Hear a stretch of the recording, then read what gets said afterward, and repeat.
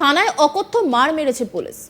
গ্রেপ্তারির পর থেকে নাকি সারা রাত থানায় বিন্দুমাত্র খেতে দেওয়া হয়নি। একই সঙ্গে চলেছে অকথ্য অত্যাচার, পায়ের তলা থেকে মাথা পর্যন্ত মারধর করা হয়েছে। সরকারি চাকরিতে কোটা সংস্কারের বিরুদ্ধে ছাত্র আন্দোলনে অশান্ত বাংলাদেশ, আর সেই বাংলাদেশের একের পর এক ভিডিও সামনে আসছে। সেই ভাইরাল ভিডিওগুলি দেখলে বোঝা যাচ্ছে আন্দোলনকারী ছাত্রদের উপর পুলিশ ঠিক কি নির্মম অত্যাচার চালিয়েছে। এরকমই ভাইরাল হওয়া একটি ভিডিওয়ে দেখা যাচ্ছে একজন ছাত্রকে গ্রেপ্তার করে আদালতে নিয়ে যাচ্ছে পুলিশ। আদালতে নিয়ে যাওয়ার সময় মিডিয়াকে প্রতিক্রিয়া জানিয়েছেন ওই ছাত্র জানিয়েছেন তার নাম Tawhidul Islam, Dhaka college Islamic strategy course 4th ইয়ারের ছাত্র। তিনি জানান সন্ধ্যার পর বাসায় যাচ্ছিলেন নিউ মার্কেট এলাকা থেকে। বাড়ি ফেরার সময় পুলিশ তাকে গ্রেপ্তার করে তার সঙ্গে থাকা একজন বন্ধুকেও নাকি গ্রেপ্তার করা হয়। এরপর সারা রাত থানায় নাকি তাদের কিচ্ছু খেতে দেওয়া হয়নি। এখানেই শেষ নয়, সারা রাত ধরে তাদের উপর নাকি অকথ্য অত্যাচার চালানো হয়। পায়ের পাতা থেকে মাথা পর্যন্ত বেধড়ক মারা হয়।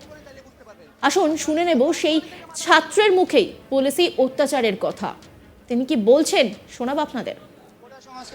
কোটা সংস্কার আন্দোলন, জি, Dhaka college Islamic studies 4th year, science lab মোড় থেকে, এই বাটার সিগন্যাল থেকে। গতকালকে সন্ধ্যার পরে বাদ মাগরিব বাসায় যাচ্ছিলাম আমরা নিউ মার্কেট থেকে, ওই সময় গ্রেফতার করে নিয়ে গেছে পুলিশ। এবং থানায় অকথ্য নির্যাতন করা হয়েছে আমাদের উপরে। সারা রাত খাবার দেওয়া হয় নাই, না খেয়ে রাখা হয়েছে। এখন আবার রিমান্ড শুনানির জন্য আদালতে উঠানো হচ্ছে। আমার নাম তাওহিদুল ইসলাম, শাহজাহান বীর। হ্যাঁ, গতকালকে সারা রাত নির্যাতন করছে পুলিশ ফাঁড়িতে নিয়ে, সারা রাত না খাওয়া রাখছে। এখন পর্যন্ত কোনো খাবার আমাদেরকে দেওয়া হয় নাই। গতকাল সন্ধ্যায় গ্রেফতার করছে, এখন পর্যন্ত কোনো বিন্দু পরিমাণ খাবার আমাদেরকে দেওয়া হয় নাই। আপনি আমার পুরো শরীর যদি দেখাইতে পারতাম তাহলে বুঝতে পারতেন। আপনি আমার এই ডান পায়ের পাতাটার দিকে একবার লক্ষ্য করেন তাহলে বুঝতে পারবেন। হাঁটতে পারতেছি না, পায়ের তলি থেকে মাথা পর্যন্ত ভিড়াইছে দুইজনকে।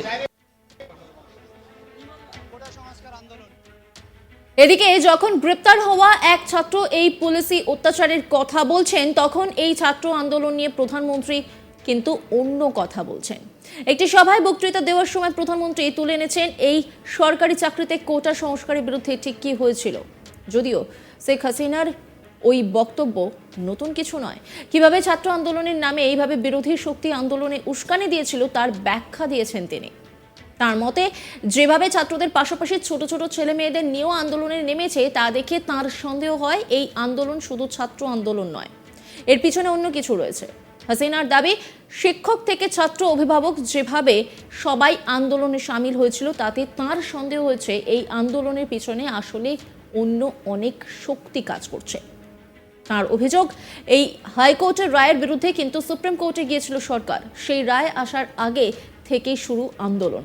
এমনকি সেই রায় যখন এলো, সেই রায়ে ছাত্ররা যা চেয়েছিল তার থেকে অনেক বেশি পেল, কিন্তু তবুও তারা সন্তুষ্ট নয়। এমনকি পরিষেবা ক্ষেত্রগুলি অর্থাৎ মেট্রো রেল থেকে শুরু করে সরকারি হাসপাতালে যেভাবে ভাঙচুর চালানো হয়েছে, আগুন লাগানো হয়েছে, তার কড়া নিন্দা শোনা গিয়েছে তার মুখে। তবে একই সঙ্গে হাসিনা তুলে ধরেছেন 2004 সালের 21শে অগস্টের কথা। ওই সময় ক্ষমতায় ছিল বিএনপি।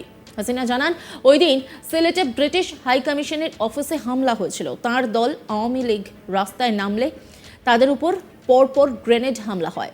সেই গ্রেনেড সাধারণত যুদ্ধে ব্যবহার করে সেনা। এই হামলায় আওয়ামী লীগের 22 জন কর্মী নিহত হন। গ্রেনেডের সাপ্লিমেন্টারে আহত হন কমপক্ষে 600 থেকে 700 আওয়ামী লীগ সদস্য।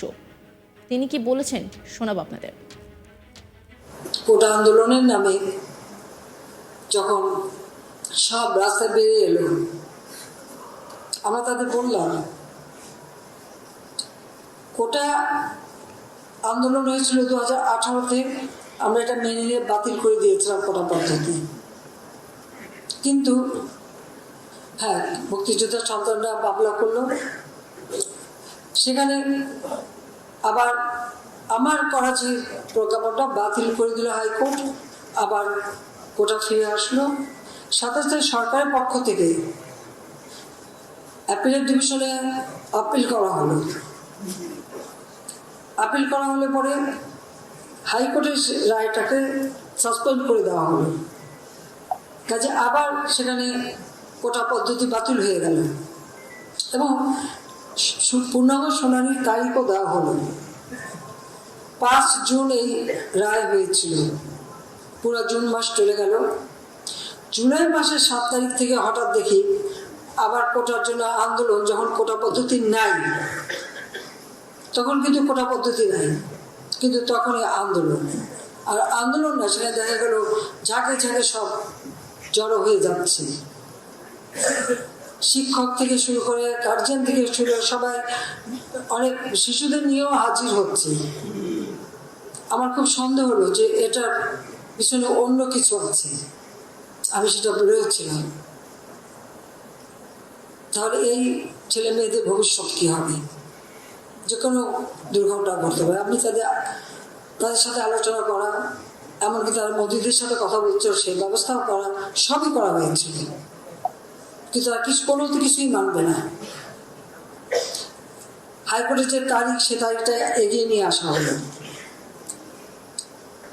এগিয়ে নিয়ে এসে অ্যাপিলেট ডিভিশন চেম্বার জাজ থেকে রায় দেওয়া হলো। ঠিক যা চেয়েছিল তার থেকে বেশি দেওয়া হলো। তাদের এক দফা দাবি ছিল কোটা সংস্কার। সেই যে দাবি করছে সেই দাবি সংস্কার করে দেওয়া হলো, কিন্তু সেই সংস্কার করে দেওয়ার পরেও তাদের আন্দোলন থামে না, দাবি থামে না। ঠিক এর পিছনে কি ছিল সেটা আমরা দেখলাম, যে ঠিক একে একে যেগুলি মানুষের জীবন নেওয়া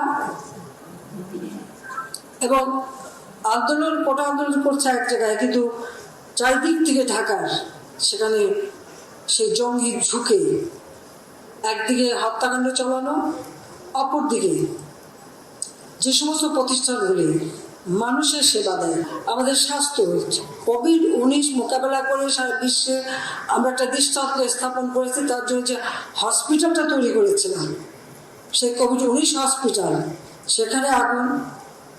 সেই সাথে আমাদের স্বাস্থ্য অধিদপ্তরের বিভিন্ন জায়গায়, অর্থাৎ মানুষের সেবা দেওয়ার প্রতিটি জায়গার উপরে একটা আঘাত হানা।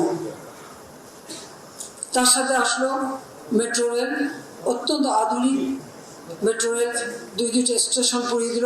একটা বীরপুর স্টেশন থেকে প্রতিদিন 1 লক্ষ মানুষ যাতায়াত করতো। গোটা এই মেট্রো রেলে প্রতিদিন 2.5 থেকে 3 লক্ষ মানুষ নির্বিঘ্নে তার কর্মস্থানে যেতে পারতো, ফিরে আসতে পারতো, কর্মঘণ্টা বাঁচত, নিরাপদে যাতায়াত করতে পারবো। বিশেষ করে মেয়েরা যাতায়াত করতো, সেখানে সেখানে আঘাত করা। নজর রাখুন আজ তাক বাংলার ইউটিউব স্ট্রিমিংয়ে।